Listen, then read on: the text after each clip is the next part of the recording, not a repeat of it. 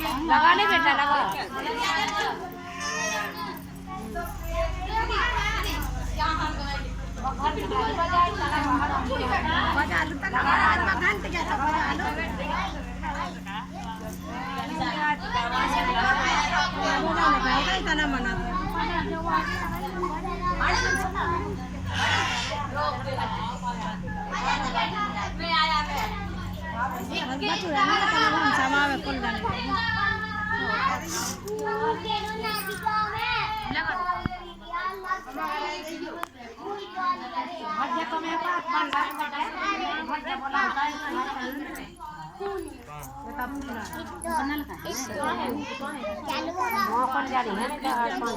गाड़ी ना जिरत तो भैया गाड़ी ना जिरत एहरवा हैं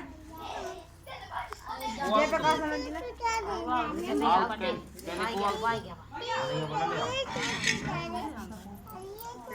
मैं मारा बंदी वाला ठीक है बच्चा तक काटता है नहीं भैया जाओ सब जने या मम्मी ले चलो जाओ भैया जाओ सब क्या ये सच चलो नित्य बोलते सुनाई हम नित्य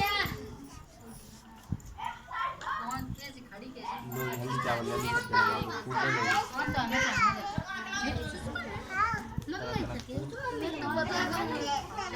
मुझे पता नहीं ऐसा क्या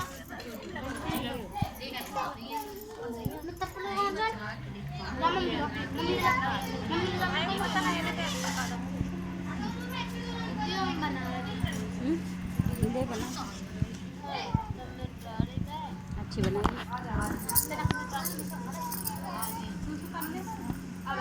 लगा दो घूम लगा दो आ जाओ पता चली जाती इस साइड से आ जाओ चल जाओ रास्ता निकाल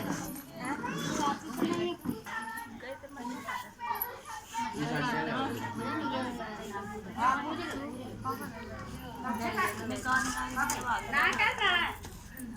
हाँ कर रहे ना कर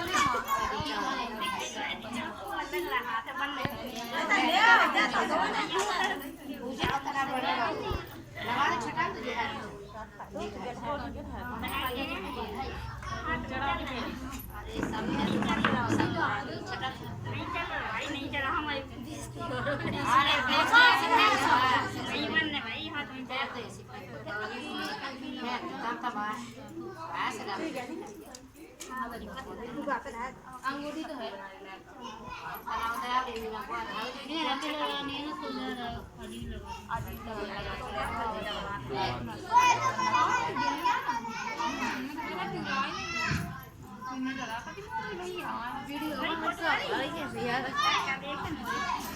देख ਇਹਨਾਂ ਦੀ ਅੱਛੀ ਆ ਜਿਵੇਂ ਬੈਠੀ ਹੈ ਨਾ आगे जल रही ना अपनी बात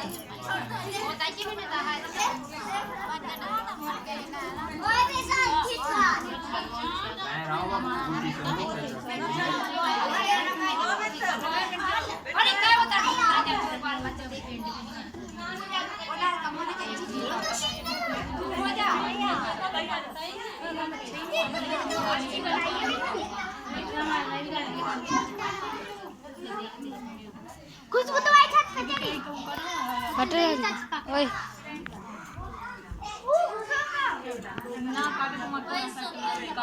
उसका फूल है मैं नहीं है चले तो यहां चल कोई हटे तो यार तुम्हारा अंधेरे में घर खड़ी हो ना ए मार दो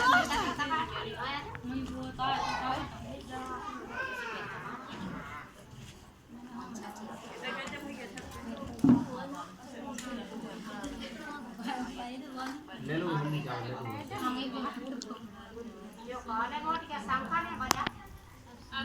एक दिन महाराज युधिष्ठिर ने भगवान से कहा, हे प्रभु, कोई आप ऐसा उत्तम व्रत बताइए जिसके प्रभाव से मनुष्यों के सांसारिक दुख कलेश दूर होकर पुत्र एवं पौत्रवान हो।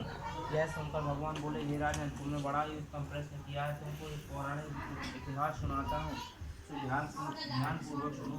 एक समय लोमस ऋषि महाराज ब्रजराज की मथुरापुरी में वासुदेव दृष्टि के घर गए। ऋषिराज को आया हुआ देखकर दोनों अति प्रसन्न हुए तथा उनको उत्तम आसन पर बैठाकर उनकी अनेक प्रकार से वंदना तथा सत्कार किया। फिर मुनि के चरणों चरणोदक से अपने घर तथा शरीर को पवित्र किया। मुनि प्रसन्न होकर उनको कथा सुनाने लगे। कथा कहते कहते लोमश ऋषि ने कहा, हे देवकी, दुराचारी पापी कंस ने तुम्हारे कई पुत्रों को मार डाला है, जिसके कारण तुम्हारा मन भी अत्यंत दुखी है। इसी प्रकार राजा नहुष की पत्नी चंद्रमुखी भी दुखी रहा करती थी, किंतु उसने संतान सपने का व्रत विधि विधान से किया, जिसके प्रभाव से उसको पुत्र एवं सुख प्राप्त हुआ। यह सुनकर संपूर्ण देवकी ने हाथ जोड़कर मुनि से कहा, हे ऋषि राम, कृपा करके रानी चंद्रमुखी का संपूर्ण वृत्तांत तथा इस व्रत का विधान विस्तार सहित कहिए, जिसको मैं भी इस दुख से छुटकारा पा सकूं।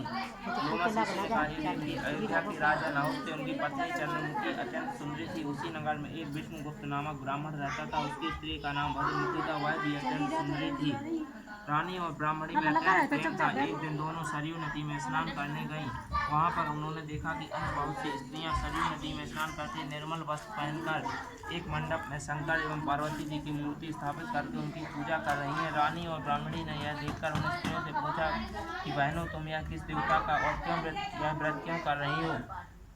यह सुनकर उन स्त्रियों ने कहा कि हम संतान सप्तमी का व्रत कर रहे हैं और हमने शिव पार्वती का पूजन चंदन अक्षत आदि से षोडोपचार विधि से किया है। यह सब उस पुनीत व्रत का विधान है। यह सुनकर रानी और ब्राह्मणी ने भी इस व्रत को करने का मन में संकल्प लिया और घर वापस आए। ब्राह्मणी भद्रमुखी तो इस बात को सब विधि विधान से करती रही, किंतु रानी राजमत के कारण कभी इस व्रत को करती और कभी भूल जाती थी। कुछ समय बाद दोनों मर गईं। तो दूसरे जन्म में रानी ने बंदरिया की योनि और ब्राह्मणी ने मुर्गी की योनि जन्म लिया, परंतु ब्राह्मणी मुर्गी की योनि में भी कुछ नहीं भूली और भगवान शंकर तथा पार्वती जी का ध्यान करती रही। उधर रानी बंदरिया की योनि में सब कुछ भूल गई और थोड़े समय बाद दोनों ने यह देह भी त्याग दी। अब इनका तीसरा जन्म मनुष्य की योनि में हुआ। उस ब्राह्मणी ने तो एक ब्राह्मण के यहाँ राजकन्या के रूप में जन्म लिया तथा रानी ने एक राजा के यहाँ राजकन्या के रूप में जन्म लिया। उस ब्राह्मण कन्या का नाम भूषण देवी तथा विवाह योग्य होने पर उस कन्या का विवाह गोकुल के निवासी अग्निवीर नामक एक ब्राह्मण से साथ कर दिया। भूषण देवी इतनी सुंदर रूपवान थी कि वह आभूषण रहित होते हुए भी अत्यंत सुंदर लगती थी कि कामदेव की पत्नी रति भी उनके सम्मुख ल जाती थी। भूषण देवी के अत्यंत सुंदर सर्वगुण संपन्न चंद्रमा के समान धर्म भी करने सुशील स्वभाव वाले 8 पुत्र उत्पन्न हुए। यह सब शिव के व्रत का पुनीत फल था। दूसरी ओर शिव मुख रानी के गर्भ से कोई पुत्र नहीं हुआ और वह निसंतान रहने लगी। रानी और ब्राह्मणी में जो प्रीत पहले जन्म में थी वह अब भी बनी रही। रानी जब वृद्धावस्था को प्राप्त होने लगी तब उसको एक गूंगा, बहरा व बुद्धिहीन अल्पायु वाला एक पुत्र प्राप्त हुआ और वह 9 वर्ष की आयु में भी इस क्षणभंगुर संसार को छोड़कर चला गया। अब तो रानी पुत्र शोक में अत्यंत दुखी हो व्याकुल रहने लगी। देव योग से भूषण देवी ब्राह्मणी रानी के यहाँ अपने सब पुत्रों को लेकर पहुंची। रानी का हाल सुनकर उसे भी बहुत दुख हुआ, परंतु इसमें किसी के क्या बस कर्म और प्रारब्ध के लिखे को स्वयं ब्रह्मा भी नहीं मिटा सकती। इसी कारण उसे यह दुख देखना पड़ा। इधर रानी और ब्राह्मणी के इस वैभव और उसके 8 पुत्रों को देख मन ही मन ईर्ष्या करने लगी तथा उसके मन में पाप उत्पन्न हुआ। ब्राह्मणी ने रानी का संताप दूर करने के लिए अपने 8 पुत्रों को रानी के पास छोड़ दिया। रानी ने पाप के वशीभूत होकर उन ब्राह्मण पुत्रों की हत्या करने के विचार से लड्डुओं में जहर मिलाकर उनको भोजन करा दिया, परंतु शंकर जी की कृपा से एक भी बालक की मृत्यु नहीं हुई। यह देखकर रानी अत्यंत ही आश्चर्यचकित हो गई और इस रहस्य का पता लगाने की मन में ठान ली। भगवान की पूजा से निवृत्त होकर जब भूषण देवी आई तो रानी ने उनसे कहा कि मैंने तेरे पुत्रों को मारने के लिए इनको जहर मिला के लड्डू खिला दिए, किंतु इनमें से एक नहीं मरा। तूने ऐसा कौन सा दान पुण्य किया जिसके कारण तेरे पुत्र नहीं मरे और तू नित्य नए सुख भोग रही है? तू बड़ी सौभाग्यशाली है। इन सब का भेद तू मुझे निष्कपट होकर समझा, मैं तेरी बड़े दृढ़ी रहूंगी। रानी के ऐसे 3 वचन सुनकर भूषण ब्राह्मणी कहने लगी कि रानी, तुमको 3 जन्म का हाल सुनाती हूँ, सो ध्यानपूर्वक सुनना। पहले जन्म में तुम राजा नहुष की पत्नी थी और तुम्हारा नाम चंद्रमुखी था, मेरा भद्रमुखी था और मैं ब्राह्मणी थी। हम तुम अयोध्या में रहते थे, मेरी और तुम्हारी बड़ी प्रीत थी।